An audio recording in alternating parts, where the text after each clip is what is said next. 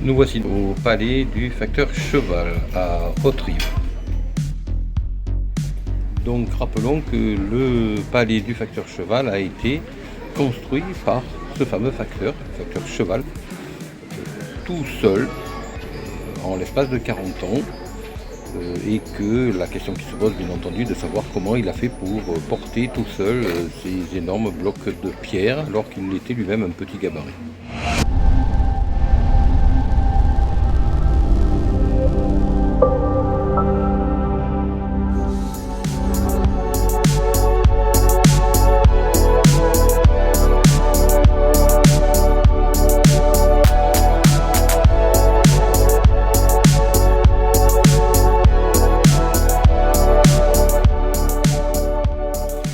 Alors bien entendu, il y a tout un tas de mythes et de légendes. Par exemple, la légende de la pierre d'achoppement, comme il l'a appelée, qui est une pierre sur laquelle il a buté à l'âge de 43 ans lors d'une de ses tournées et qui l'a inspiré et lui a donné l'envie de construire ce palais.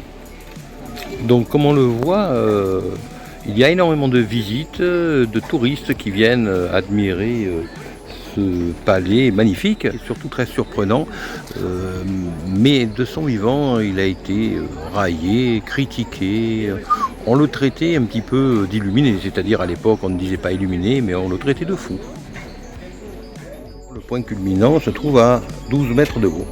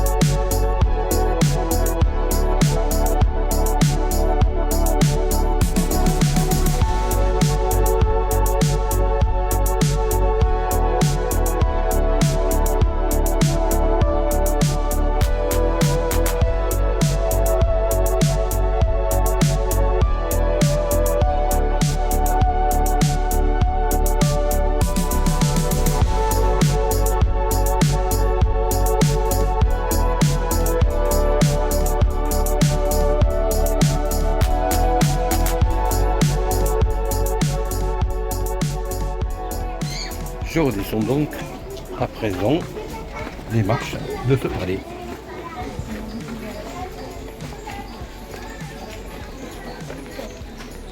Maintenant, nous allons visiter les salles intérieures.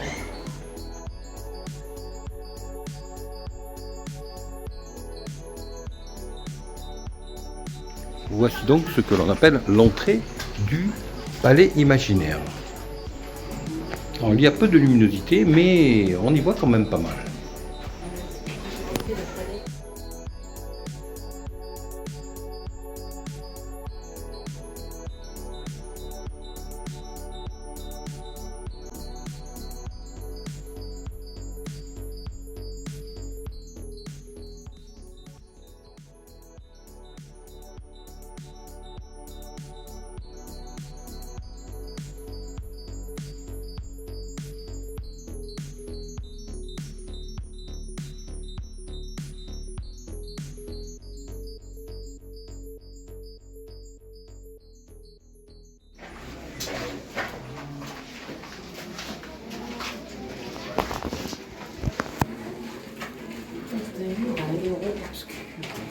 Alors voici une maxime très intéressante. Souviens-toi, homme, que tu n'es Rêve de que poussière, car carbone. ton âme seule est immortelle.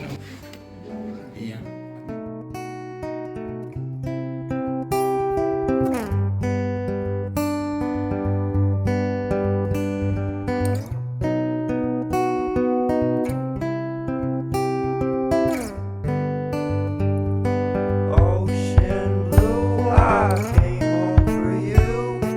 Cut my hair in the dress that you Donc nous sommes ici dans les soubassements du palais,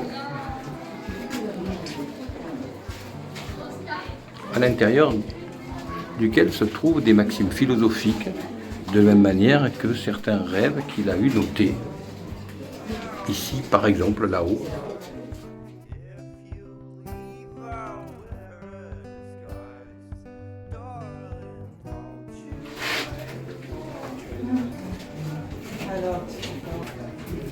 Ancré en ce rocher, j'ai voulu trouver ce que peut la volonté.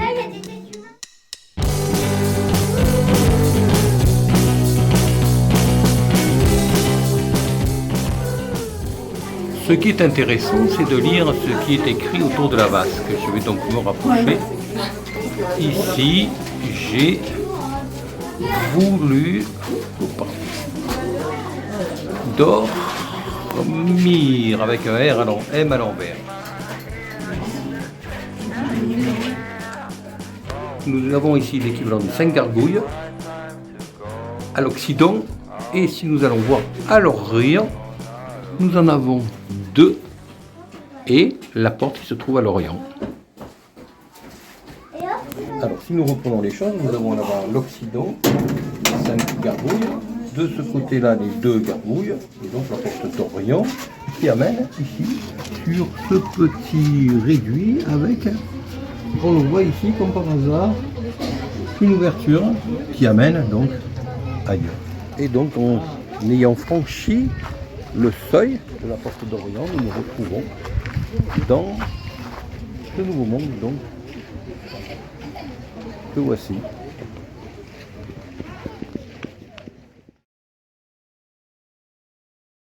Sous la garde des 3 géants, j'ai placé l'épopée des humbles placés sous le sillon. Alors là, c'est vraiment intéressant parce que, tout d'abord, qui sont ces 3 géants? Ils se trouvent surplombant 2 momies égyptiennes. Quelle est l'épopée de ces humbles qui se trouvent dans le sillon? Qu'est-ce que ce sillon? Voilà tout un tas d'allusions à différentes révélations, pourrions-nous dire, dont on peut se demander comment cet humble facteur pouvait avoir connaissance. Alors, beaucoup de gens l'ont pris pour un fou, pour un illuminé à son époque, et à l'époque actuelle, son œuvre a été reconnue. C'est donc bien qu'il y a une logique qui dépassait la plupart des gens de son vivant, et qui ont été reconnus par d'autres qui avaient peut-être plus de connaissances en ce qu'il a voulu bâtir et démontrer. On doit d'ailleurs beaucoup à André Malraux, à une certaine époque, si mes souvenirs sont bons, c'était dans les années 60, 63-64, où André Malraux était ministre de la Culture et où il a fait reconnaître cette œuvre patrimoine national, alors que jusqu'à ce moment-là, c'était considéré comme un ramassis de monstruosité par des personnes bien sûr qui ne connaissaient pas, qui ne comprenaient pas la logique de ce qu'avait voulu faire donc le facteur cheval. Les morts ne sont pas les absents, mais les invisibles. Ici le terme du voyage, pauvre exilé. Alors cette phrase mérite vraiment réflexion. Voici maintenant le tombeau du facteur cheval. Tombeau dans lequel il n'a pas pu être enterré pour des raisons de salubrité et pour des raisons sanitaires. Donc nous voyons qu'il y a plusieurs maximes intéressantes gravées à l'entrée. Alors ici, je dirais que cela sonne comme une véritable mise en garde à l'adresse des vivants. Faites attention à ce que vous faites. Vous n'êtes pas seul, nous sommes là. Alors c'est daté de 1882. Sur la route de la vie, j'ai lutté avec courage. Dans le travail, j'ai trouvé la vraie gloire. Et au-dessous, hymne d'atome, tombeau romain. Alors là encore, une question intéressante. Pourquoi cette référence à un tombeau romain?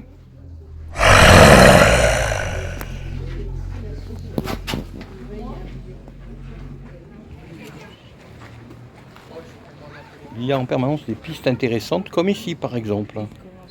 Que fait Socrate ici? Et ce n'est qu'un exemple parmi tant d'autres. Ici nous avons, à gauche, heureux l'homme libre, puis la suite à droite, brave et travailleur. Et puis en dessous, il y a une ligne, le rêve d'un paysan. Ceci se trouve à l'entrée du caveau qu'il a eu construit, dans lequel il n'a pas pu être inhumé.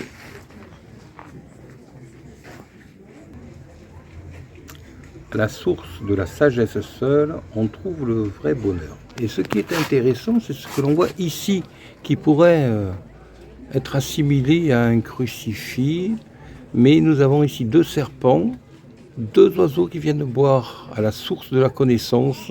Les serpents sont présents, avec ici deux autres serpents, donc c'est particulièrement intéressant à analyser. Nous voyons ici que, vu la multiplicité des symboles qui se trouvent présents dans un ordre qui n'est pas aléatoire, il y a forcément une source d'inspiration en arrière-plan.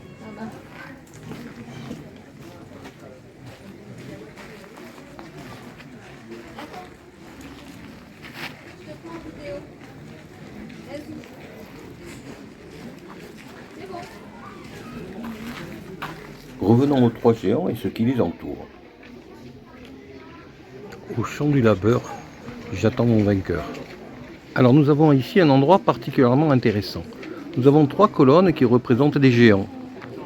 Et au pied de ces géants, nous voyons donc les trois géants là-haut, et au pied de ces géants se trouvent deux momies égyptiennes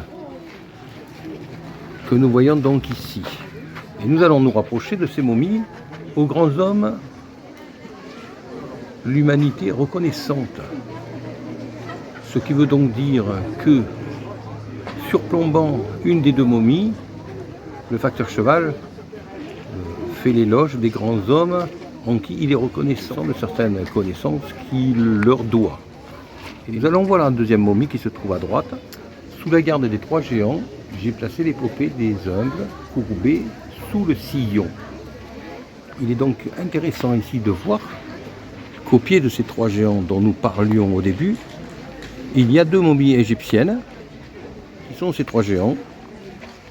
Sachant qu'à mi-hauteur, il y a deux animaux, la loutre, qui est un animal plus ou moins aquatique, donc qui représente l'eau, et le guépard, qui est quant à lui un animal terrestre. Nous nous rapprochons donc des trois géants, en essayant de lire ce qu'il y a derrière, mais malgré tout c'est caché et difficile à voir du sol. Je vais prendre un appareil photo.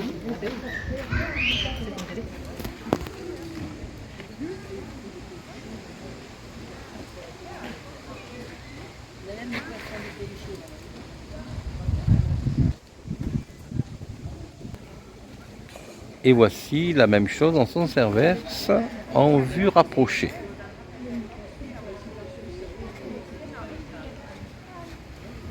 Ce qui dénote malgré tout ici, ce sont ces deux momies égyptiennes qui sont dans un ton totalement différent, puisque la plupart du palais est dans un ton relativement sombre, mais que les deux momies égyptiennes sont dans un ton blanc et font l'éloge des grands hommes de l'humanité.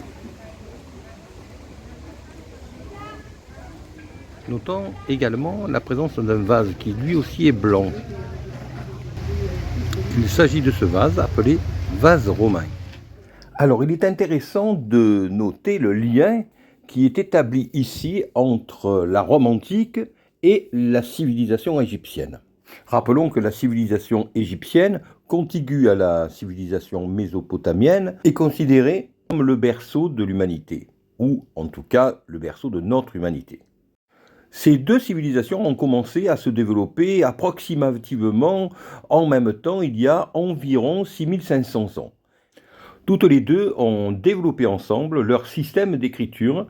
Il y a entre 4300 ans pour l'Égypte antique et 4500 ans pour la civilisation mésopotamienne, qui a donc précédé de quelques centaines d'années l'Égypte antique sur ce plan-là. Le lien sur lequel le facteur cheval semble mettre ici l'accent est très intéressant. Les premières cités grecques puis romaines ayant vu à 50 ans près approximativement le jour au même moment, c'est-à-dire il y a entre moins 750 et moins 800 avant notre ère, ces deux civilisations se sont retrouvées être le réceptacle, donc le récipient que nous voyons ici des civilisations qui les ont précédées, à savoir donc principalement la civilisation mésopotamienne et la civilisation égyptienne, qui étaient toutes les deux sur le déclin. C'est ainsi donc qu'on peut comprendre par ce vase et donc ce réceptacle, se situant juste à côté de ce qui correspond à une allusion à la civilisation égyptienne et mésopotamienne, que les deux civilisations ont donc déversé, d'après ce que nous pouvons voir ici, des connaissances dans la Rome antique qui, par la suite, s'est avéré être le lien jusqu'à nous, nous permettant d'en avoir encore des traces, voire peut-être des connaissances peut-être plus importantes que ce que l'on peut peut-être imaginer. Alors ici, en haut du fronton de la salle que nous allons voir après, il y a un cadran solaire avec 3 phrases très intéressantes. Une première phrase en 2 parties, à gauche et à droite du fronton. Les minutes perdues ne se rattrapent plus. Puis au milieu du cadran solaire, une première phrase. Chaque fois que tu me regardes, tu vois ta vie qui s'en va. Ce qui est intéressant, c'est que cette phrase s'adresse à la personne qui est en train de regarder le cadran solaire au moment même où il lit cette phrase. Et puis la deuxième phrase en plein milieu du cadran solaire est également très intéressante. Ce n'est pas le temps qui passe, mais nous. Et là, l'emploi du nous est intéressant parce qu'alors que dans la phrase précédente, il s'adresse à la personne qui lit le cadran solaire en s'excluant en quelque sorte un petit peu de cela, dans la deuxième phrase centrale, il s'intègre. Avant d'entrer dans la salle qui se trouve sous le cadran solaire, je vais monter sur la tour qui le surplombe. Nous voici donc ici, sur la tour qui surplombe son palais. Et d'un côté, nous avons le palais et nous allons faire le tour pour nous rendre compte que celui-ci était entouré d'un mur d'enceinte qui empêchait de voir les travaux qui se faisaient à l'intérieur et que de l'autre côté se trouvait son domicile, sa maison. Nous voyons que malgré tout, il y a quand même un certain agencement et que là aussi, il y avait un mur d'enceinte qui empêchait l'extérieur de voir ce qui se passait à l'intérieur, ce qui a suscité de nombreuses curiosités. Alors nous voyons que de ce côté également, il y a un mur d'enceinte qui empêchait de voir ce qui se passait à l'intérieur au moment de la construction du palais.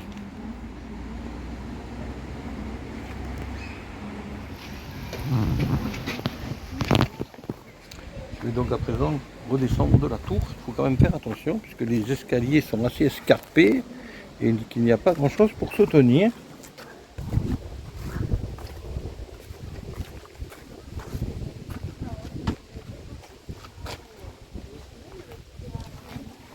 Voici donc la tour que nous avons vue précédemment. Nous allons voir à l'intérieur la maison et nous voyons que nous avons une sorte de banc sur lequel on peut s'asseoir. L'intérêt est dans le son, dans l'acoustique de cet endroit. Nous entendons qu'il y a véritablement un écho et que par là peut-être nous donne-t-il des pistes. Nous voyons que à partir de cet endroit, nous voyons quasiment l'intégralité de son palais. Et qu'assis ici, à cet endroit-là, eh bien, l'écho fait entrer en vibration dans notre tête le son que nous émettons. C'est peut-être une piste. Dans tous les cas, face à nous lorsque nous sommes assis ici, voici la vue que nous avons.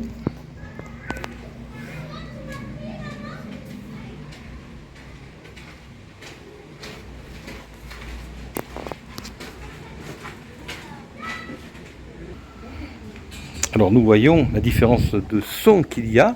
Voici l'endroit où j'étais assis. Et voici ici ce qui ressemblerait un petit peu à un réservoir. Alors je rentre et en rentrant je parle. Et on voit la différence manifeste, très importante. Et je vais me déplacer maintenant par-dessus le muret pour aller retourner où j'étais assis tout à l'heure et nous entendons la différence d'écho. C'est donc cet écho qu'il est très intéressant d'analyser et que j'analyserai par la suite avec la bande son de ce qui a été enregistré aujourd'hui. Nous voyons que je suis tout près. Je suis donc à l'intérieur de cette chambre qui fournit cet écho assez étonnant. Je ne suis pas tout près de mon téléphone et pourtant l'écho est visiblement bien présent. Nous allons faire le chemin inverse. Je vais donc sortir de cette chambre et nous allons voir la différence de son qu'il y a une fois à l'extérieur alors que je suis exactement à la même distance de mon téléphone. À présent, nous allons voir le mur d'enceinte qui d'en haut paraît relativement peu important, mais si on se déplace à côté de ce mur d'enceinte, comme je le fais, on voit que quand même il s'agit d'un mur d'au moins 3 mètres de haut.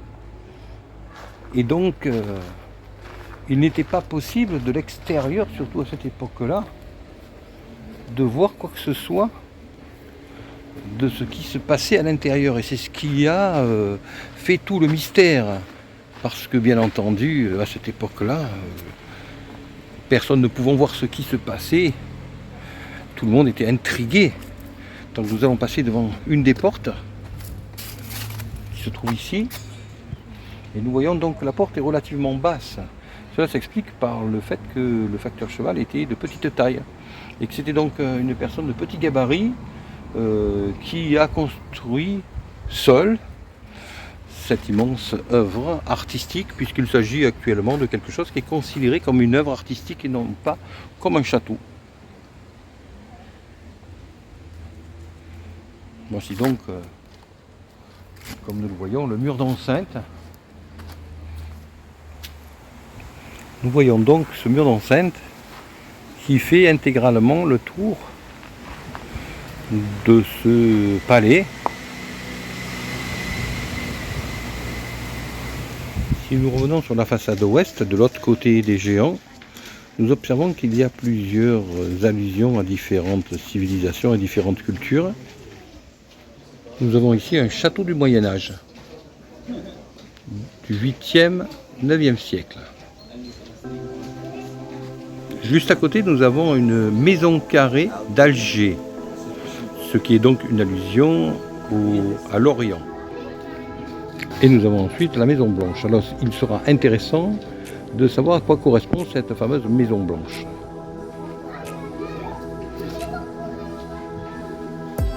Ici, à l'angle sud-ouest du palais, nous avons donc une mosquée avec le croissant que nous voyons en haut.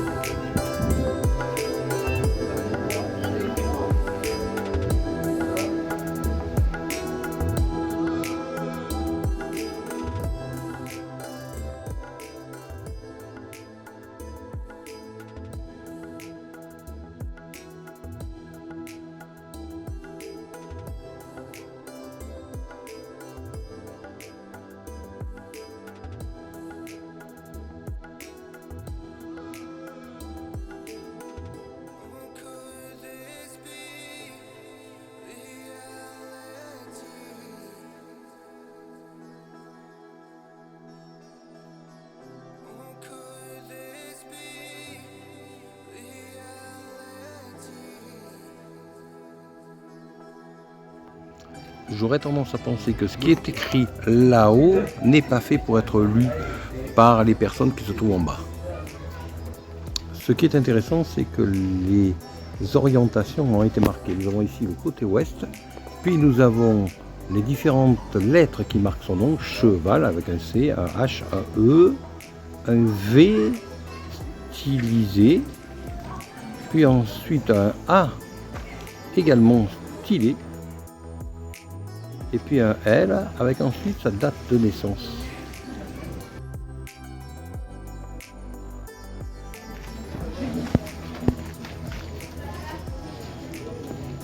Il y a ensuite à gauche de l'entrée un châtel suisse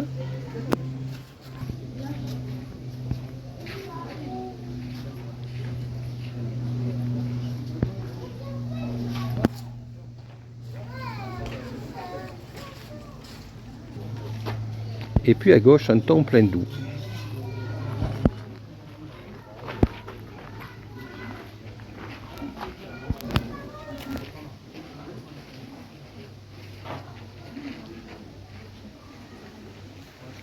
Que voici.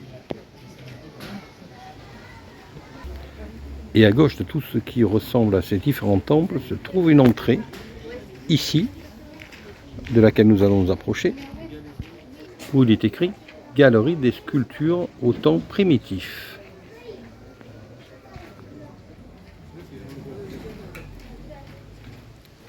Nous avons ici une pieuvre. Et ce qui est très intéressant, c'est ce que représente la pieuvre.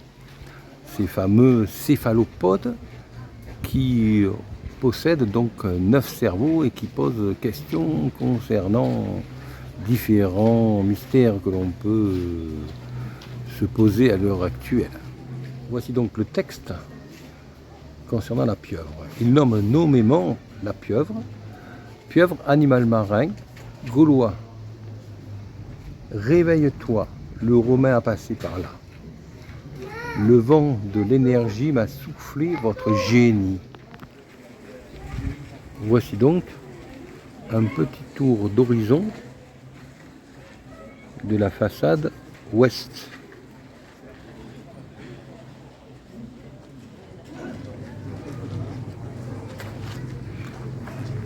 Voyons donc ce qui est écrit ici.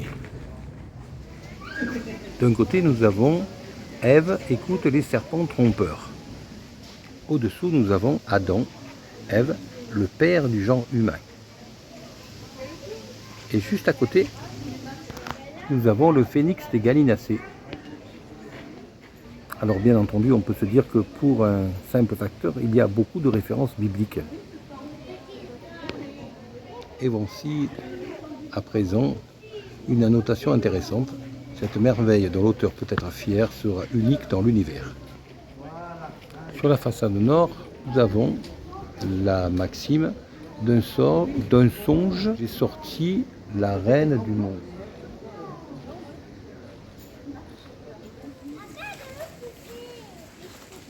Nous avons à présent la façade nord,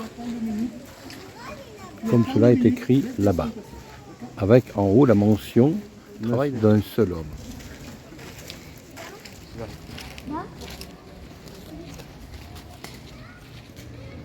Et voici donc, je dirais, la maxime qui résume l'ensemble de l'œuvre. 10 000 journées, 93 000 heures, 33 ans d'épreuve, plus opiniâtres que moi, se mettent à l'œuvre.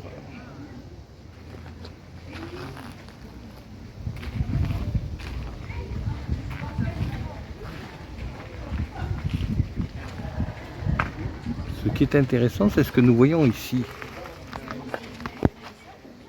Défense de rien toucher afin d'éviter les accidents. Les parents sont priés de surveiller leurs enfants. Et cela est l'époque. Cela montre bien que le facteur cheval avait donc prévu que son palais serait visité. Et c'est d'ailleurs ce qu'il a commencé à faire et à organiser à la fin de sa vie.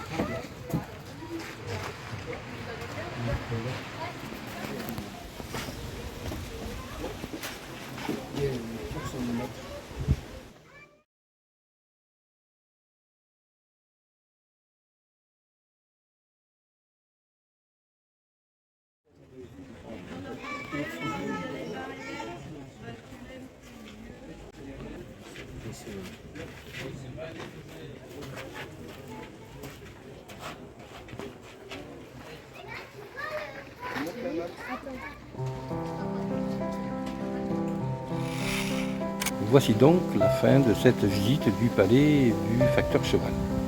J'espère que vous aurez apprécié cette visite qui permettra peut-être de vous poser un certain nombre de questions intéressantes. Comment un petit facteur de la Drôme pouvait-il avoir autant de questions? Comment pouvait-il avoir autant de références à des choses qu'à l'époque actuelle encore posent encore question à bon nombre d'autres?